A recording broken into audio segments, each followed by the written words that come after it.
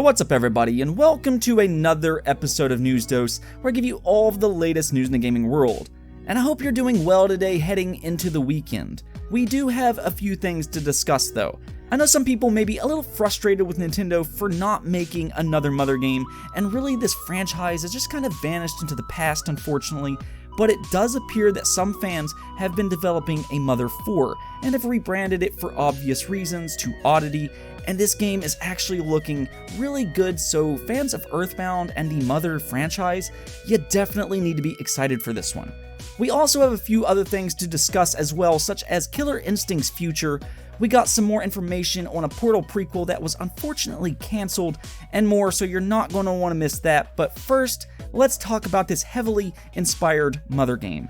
Apparently this game Oddity has actually been in development for quite a while now, and it was originally a fan-made Mother 4. Now this type of stuff happens pretty often where fans, they make these fan-made projects, but they usually don't really look all that great. And if they do, they more often than not are taken down for legal issues. And we all know Nintendo, they're pretty strict with this type of stuff. So the developers decided to change some things up, and they no longer call it Mother 4, so Nintendo can't strike it down. And then when you fast forward a few years, and they now have a new teaser trailer out that looks really good, and named it Oddity. This very much does look like it is the Mother franchise though, and it's set in the 70s I do believe, and I think this is going to be an interesting game to look out for. The thing I never really understood about Nintendo is why are they letting this Mother franchise, they're just letting it die.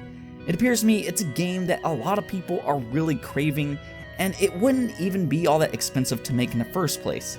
Even if you look to the relatively recent history, Undertale was a huge hit, which of course is very similar to the Mother franchise in many ways, and a lot of people consider it one of the best games of the entire decade.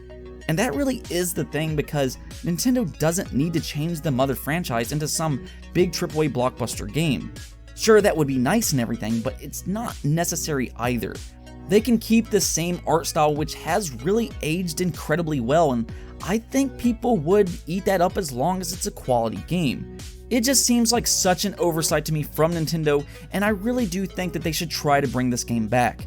Now, of course, this new game Oddity, we've yet to see whether or not it's actually good or not, but I think it looks good, and I think it's at least exciting enough to where people will actually pay attention to it, and hopefully try it out for themselves when it does release. Personally, I hope they release it on the Nintendo Switch at some point, because I really do believe, like I said before, that Nintendo fans are craving this type of game.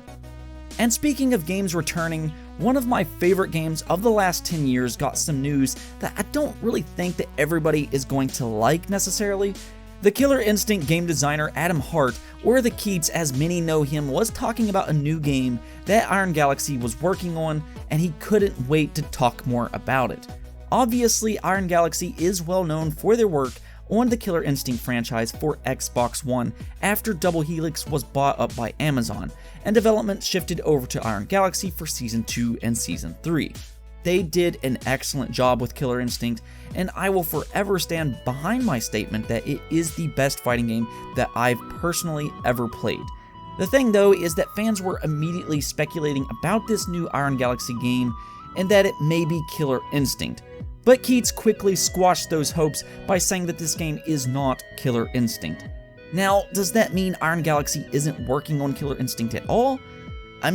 We can't completely rule it out because they do have two separate teams, so maybe the other team is, but I do think it is highly doubtful. I still wouldn't quite give up hope just yet that Team Xbox is developing a new KI though for Xbox Series X, because the thing is, many people still forget that Team Xbox does have an internal KI team. I don't really know who all is on this team, but they were talked about a lot as they shifted over to Iron Galaxy. I believe Adam Isgreen and Kevin Lobb was probably on this team at the very least, and I think they very well could be working on Killer Instinct under a different studio.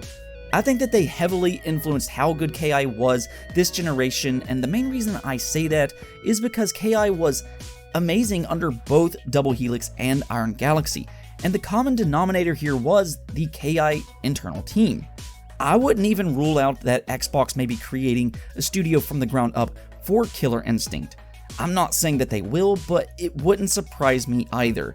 Microsoft has a Halo team, they have a Gears team, Forza team, they just recently put together an Age of Empires team, so yeah, it wouldn't shock me if they were to announce a new Killer Instinct studio. It really wouldn't, but I will ask, hypothetically, if Killer Instinct went to another developer besides Iron Galaxy, who would you want it to be?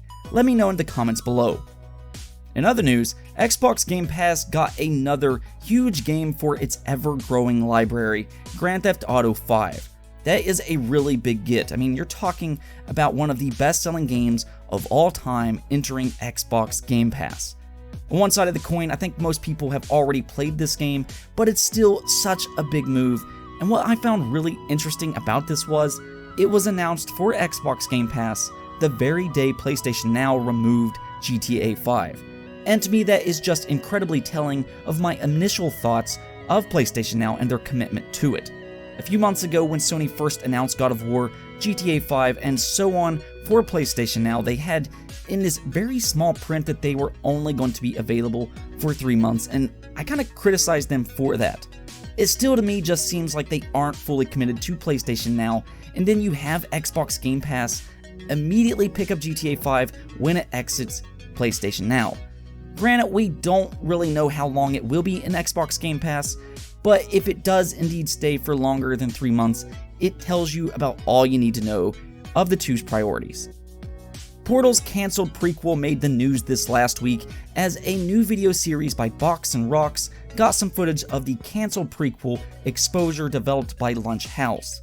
We got to see some of its mechanics, and it has this weird camera-like thing going on where you take pictures and it looks like it replicates the items, to solve different puzzles. It looks kind of strange. I couldn't tell exactly what was going on, but it did have that Portal vibe going on. You see here in the video that you take pictures of different items and you can increase and decrease their size, and you have some physics-based mechanics as well. I would have been interested to see where this would have went. It definitely doesn't look as interesting as Portal, but I'm still intrigued at the very least. I'm always up for clever 3D puzzles with unique mechanics, and it very much did look like it was going to be that. I would encourage you to go check out the YouTube channel Box and Rocks though, as it does look like a new channel, and if this video is to go by, they're likely going to put out some very quality stuff. Now the last thing I want to talk about is S.T.A.L.K.E.R 2, and we heard about this quite a while ago and how S.T.A.L.K.E.R 2 will be going into development, but they just announced it will be powered by Unreal Engine. But the reason as to why is very interesting. I think a lot of developers may choose an engine based off of ease of use, how familiar they are with the engine, or how good it looks, but with S.T.A.L.K.E.R 2, it appears the reason as to why is because they want to be easily modded. I've never heard of a developer prioritizing the modding community, but I absolutely love it. I think modding is a very big thing, especially for PC gamers, so I take this as very good news, and I'm excited to see what modders can do with S.T.A.L.K.E.R 2. Anyways though, that's it for this episode, but if you liked the video, don't forget to hit the bell notification and subscribe button. Peace out.